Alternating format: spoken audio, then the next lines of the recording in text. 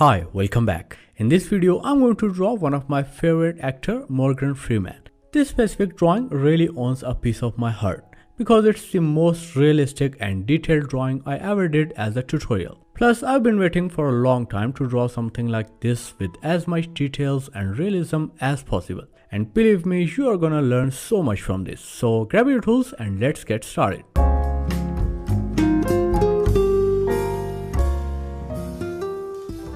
So these are the art supplies I'm going to use for this drawing, and you can pause the video right here to note them down. The paper I'm using is an ordinary hard white chart paper, and the drawing portion area is 13 x 16 inches. You can also use the Strathmore's 400 to 500 series smooth surface drawing paper or any other brand of paper, but make sure to get a paper which has a smooth texture free surface and has a thickness between 200 to 300 GSM. I'm already done with this rough outline and I use grid method to draw these outlines. You can find all the references including this outline grid reference on my Patreon profile.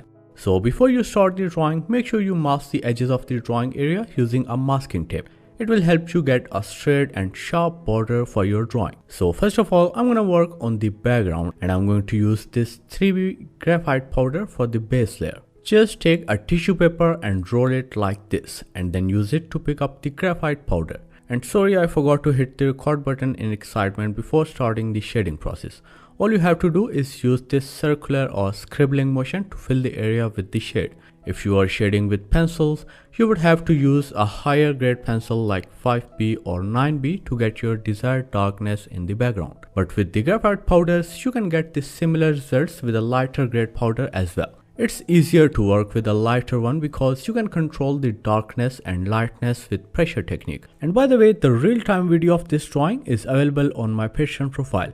So if you want to see all these details up close and in real time, you can visit my Patreon profile. Link is in the description.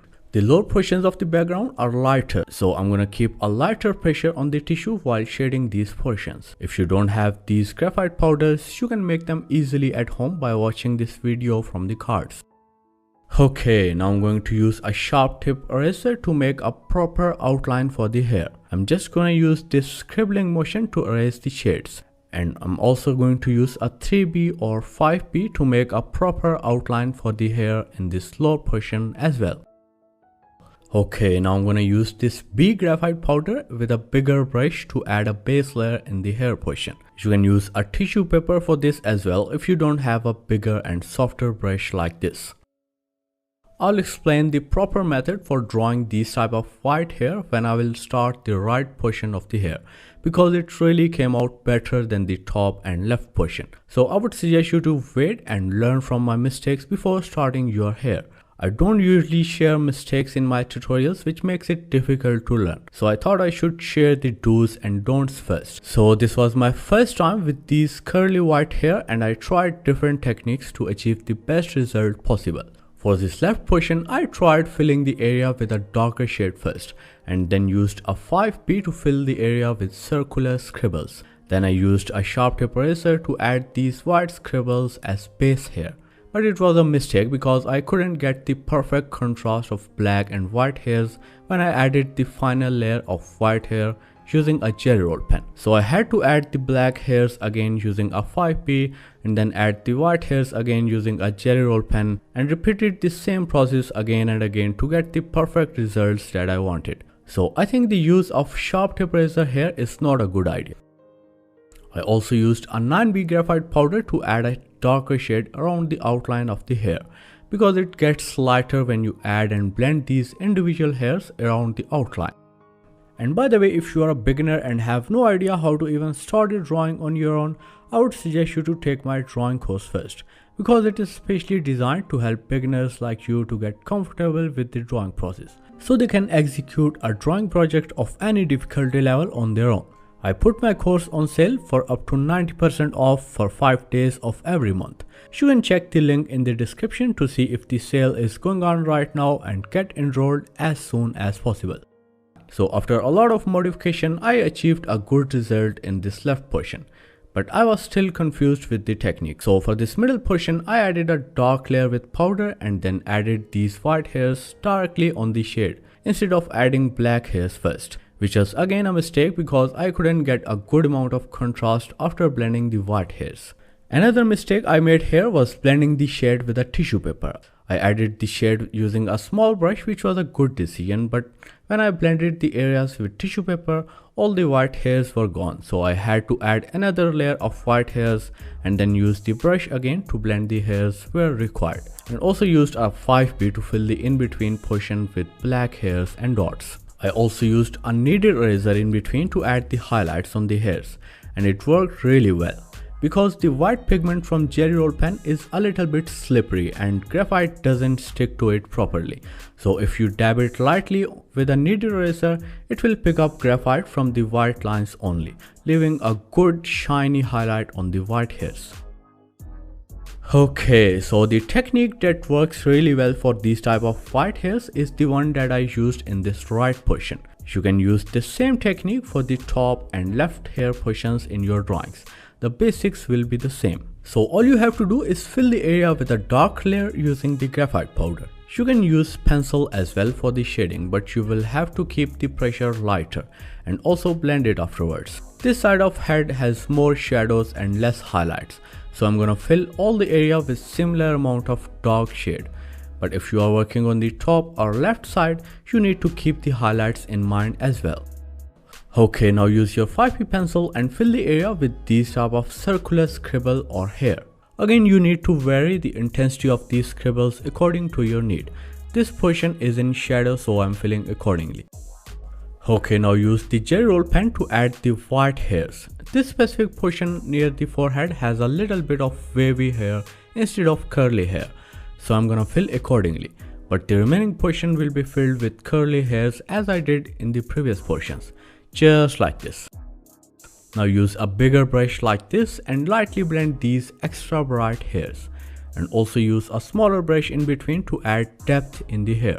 Then use a 3B or 5B pencil to add some dark hairs in between where required, and in the end use a kneaded eraser to add these type of highlights on white hairs, and add shadows or depth again using a smaller brush with graphite powder.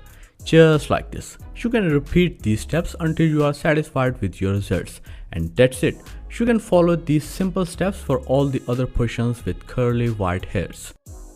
Okay, so moving on to the forehead portion, and first of all I'm gonna darken the outlines for the shadowed areas and wrinkles as well, and then use a B shade as a base layer for the forehead. Again, you can use the pencils and brush if you are new to the graphite powder shading, or you can also use a tissue paper if you don't have bigger brushes like this. Now use a 3B pencil and add the second dark layer on the forehead, and then blend it using a dry brush. Then use a 5B pencil to further darken the shadowed corner portions along the wrinkles in the middle, just like this, and also blend this layer using a dry brush. Now use your 8B or 9B pencil and add the final darker layer in these shadowed corner portions. Thoroughly fill the shade in the corner portions and don't worry too much about the hairs. You can always add more using jelly roll pen later. Okay, so now I'm gonna use the jelly roll pen and add these type of dots and texture on these highlighted portions of the skin, just like this. If you don't have a jelly roll pen, you can use a whitener or correction pen for this purpose, but make sure the dots are smaller or else the texture will look messy.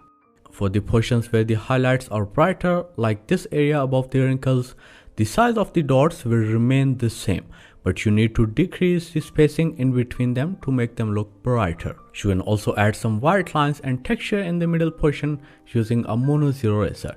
It will help you get good overall highlights and contrast. You can add them after the dots as well, but then you will have to correct and add the dots again.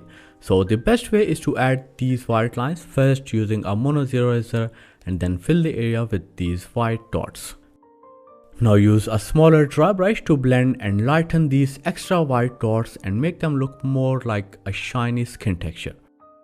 I'm going to give the hairline a proper start by adding these individual hairs and then blending them lightly to merge them with the others. And also use your 8B or 9B to add this black skin texture near the corners. And also use your 5B to add these skin moles and stuff, and then use your jelly roll pen to add highlights on them to make them look more shiny and 3D looking. Now I'm going to repeat the same shading and texturing process on this third segment of the forehead. And the only difference is in the middle portion, as the direction of the white dots and lines is tilted toward the nose. So you have to fill the area accordingly. Also, I'm going to add the small thin lines as well using a sharp tip 2H pencil. You can skip this step if you want. This left portion near the shadow has a little bit different texture because it's a mixture of thin wrinkles and skin texture. So you can add these type of parallel but segmented lines to get this type of texture. And again, you can always blend or re-add the texture where required to get your desired results. Okay, so now I'm going to start the eye portion, and first of all I'm going to darken the outlines so they don't fade away in the shading process. And then I'm going to fill the area with a base layer using a B pencil and then blend it using a dry brush. Now I'm going to erase the shades from the eyebrow portion in order to fill it with indentation lines. So before the indentation, make sure you add these type of small and light helping lines to guide you during the indentation process. Because as you know, it's a one-time process and you cannot erase or modify an indentation line easily. Okay, now grab this nail art dotting tool and use its smaller size as an indenting stylus to add these thin indentation lines along the helping line you just added. And then fill the area using a 5P pencil, and also use the same 5P to fill these shadowed portions around the eye, especially in this left corner and around the wrinkles as well. And then use your 8P to fill the eyeball and also darken the outline of the eyelid. And then use your dry brush to blend these layers lightly, just like this. So after blending, you might need to add another layer of 5P and further darken the shadowed portions and wrinkles, etc.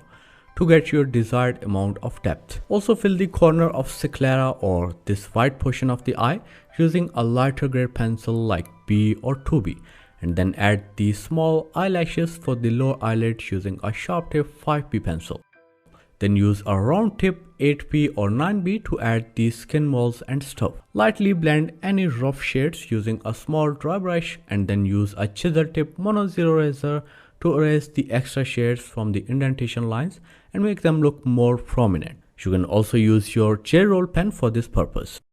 Now use your gel roll pen to add the small dots and lines for the skin texture around the eye where required. Again, make sure you add the smallest dots possible and increase or decrease the spacing between them to get your desired amount of brightness or highlights. You can also use your mono 0 eraser in between to add light highlights or erase extra dark shades where required. And in the end, use a small dry brush to lightly blend these extra bright dots and highlights to get a good looking skin texture.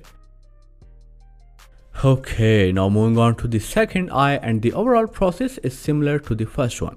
The only experiment I did was in the eyebrows. I tried skipping the indentation part and used the gel roll pen to add the white hairs, but it was not a good idea as I had to add them again and again whenever I tried adding black lines in between or dark shade over them. So if you wanna skip the indentation part and use the gel roll pen for white hairs, I would suggest you to add the black hairs and dark shade first, and then add the white hairs in the end, so you don't have to add them again and again.